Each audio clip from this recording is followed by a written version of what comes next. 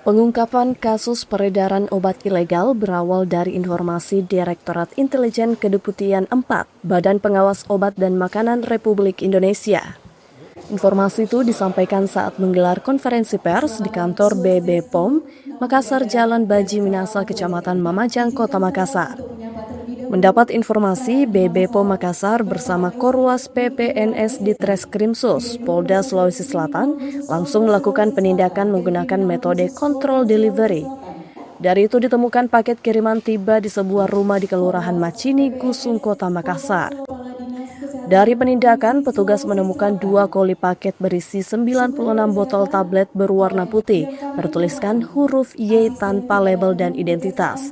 Masing-masing botol berisi 1.000 tablet dengan total 96.000 tablet. Selain itu, petugas juga mengamankan seorang pria berinisial S 58 tahun dan kini telah ditahan di Polda Sulsel. Positif mengandung trihexyphenidyl dengan kadar 4,16 mg per tablet. Kepala BB POM Makassar, Yosef Dwi Irwan, menyebut harga jual obat ilegal ini berkisar 2 hingga 5.000 rupiah per tablet, yang diasumsikan nilai ekonomi barang bukti mencapai 192 juta rupiah. Operasi penindakan obat ilegal ya, sebagai tindak lanjut dari informasi dari Direktorat Intel Badan POM RI, adanya pengiriman obat ilegal ke wilayah kerja Balai Besar POM di Makassar. Nah, menindaklanjuti tersebut, kami penyidik Bagian Sipil Balai Besar POM di Makassar bersama dengan Korwas PPNS dari Ditkrimsus Polda Sulsel melakukan kontrol delivery.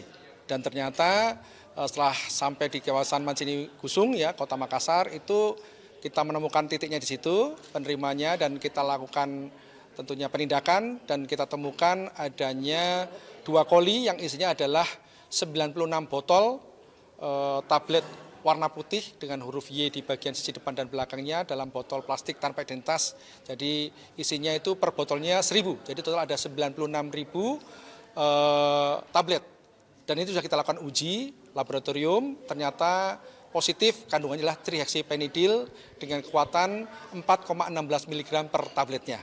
Dan tentunya dari ini kita lakukan proses pemeriksaan dan telah ditetapkan satu tersangka dan sudah kita lakukan penahanan dengan bantuan dari Ditkrimsus Polda Sulsel. Demikian. Yosef Dwi Irwan menambahkan dengan adanya penindakan itu berhasil mencegah potensi penyalahgunaan ribuan orang, termasuk kalangan pelajar tingkat SMP dan SMA. Sementara trihexyphenidyl merupakan obat tertentu atau OOT yang hanya boleh digunakan resep dokter. Wandi Noceng, Unhas TV.